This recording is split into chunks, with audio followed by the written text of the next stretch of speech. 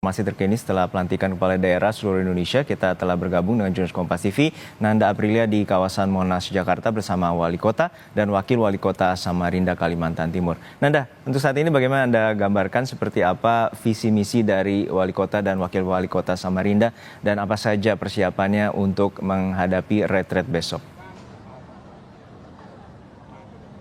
Ya Juno, itu adalah pertanyaan besar yang kami hendak ingin tanyakan langsung karena sudah bersama dengan saya siang hari ini setelah pelantikan serentak yang dilakukan di Istana Negara, yakni Wali Kota Samarinda dan Wakil Wali Kota Samarinda Pak Andi Harun dan juga Pak Saifuddin. Selamat siang. Selamat siang. Bapak-bapak, izin sebelumnya saya mengucapkan selamat atas pelantikannya. Dan kalau kita melihat tadi jalannya pelantikan, apa yang disampaikan oleh Presiden Prabowo Subianto, kemudian apa yang dimaknai pesannya sebagai pelayan publik harus memberikan yang terbaik untuk publik?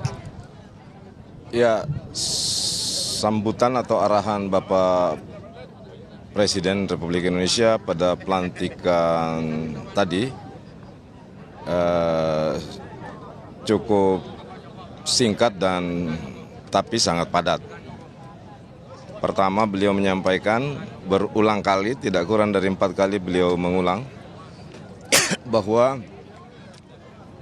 kita semua ini dipilih oleh rakyat, kita semua diberi amanat oleh rakyat, dan kita harus memperjuangkan apa yang menjadi aspirasi rakyat.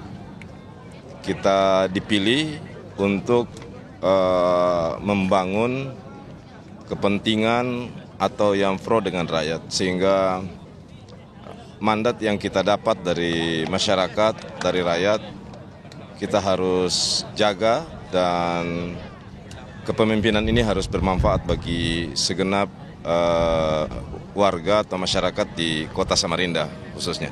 Saya kira itu poin penting yang ditegaskan menjadi arahan dari Bapak Presiden pada pelantikan tadi. Oke, saya ingin tanya ke Pak Wakil, apa yang kemudian yang dimaknai Pak? Ya inilah karena yang kita dipilih oleh masyarakat, oleh rakyat, itu tentunya gimana kita mengerti kepada rakyat yang lebih baik lagi, gitu. Ya. Mana menjadi yang lebih baik lagi untuk rakyat. Apa sih Pak yang dikira program tentunya yang dibawa oleh Pak Andi dan juga Pak Saifuddin untuk di masa pemerintahan ke 5 tahun ke depan? Program prioritasnya apa saja Pak? Ya.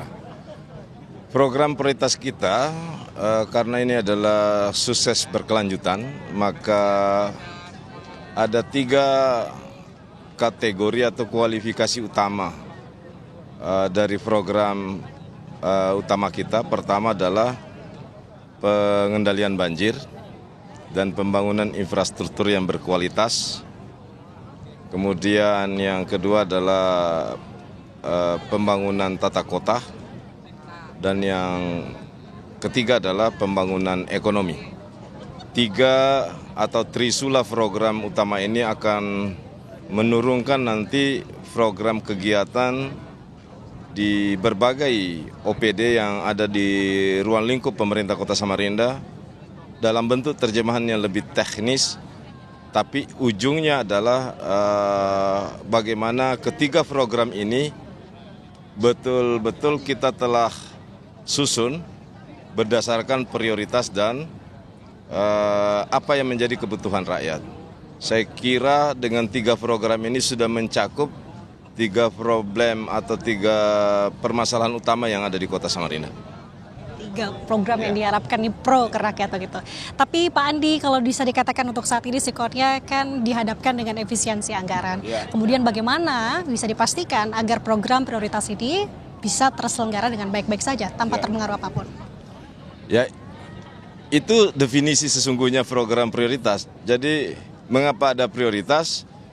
Karena latar belakangnya adalah keterbatasan anggaran. Kemudian yang kedua, kita ingin program yang dilaksanakan oleh kepemimpinan daerah itu adalah sesuatu yang benar-benar menjadi realitas permasalahan yang dialami oleh daerah. Misalnya banjir, pembangunan infrastruktur yang berkualitas dan berkelanjutan, penataan kota termasuk penanganan sampah, termasuk penataan tata kelola pelayanan publik, pendidikan dan kesehatan, dan lain-lain. Serta yang ketiga adalah pembangunan ekonomi. Satu sisi kita harus ikut irama atau menjaga keadaan agar pertumbuhan ekonomi tetap stabil, tapi di sisi lain kita punya tugas dalam keadaan penuh tantangan seperti ini, kita juga harus menjaga inflasi. Sehingga bahan-bahan makanan pokok dan penting kita harus jaga tidak hanya stoknya tapi juga pasokannya, serta mata rantai kegiatan distribusi sehingga di rakyat itu sampai dengan harga yang tentu terjangkau. Dan ini 3 prioritas yang kami anggap penting untuk kami lanjutkan dan kami tingkatkan pada periode yang kedua ini. Tadi terkait dengan ekonomi daerah ini juga sangat penting tentunya. Terkait dengan cara meningkatkan kehidupan ekonomi daerah setempat di tengah tadi tantangan efisiensi anggaran, bagaimana Pak Andi? Ya, sejumlah program pemberdayaan kita sudah punya program Pro Bebaya yang berupa alokasi anggaran 100 juta per RT. Nah, dari sekitar 40%, 30-40% dari program Pro Bebaya ini merupakan program pemberdayaan, termasuk di dalamnya program pemberdayaan bidang ekonomi.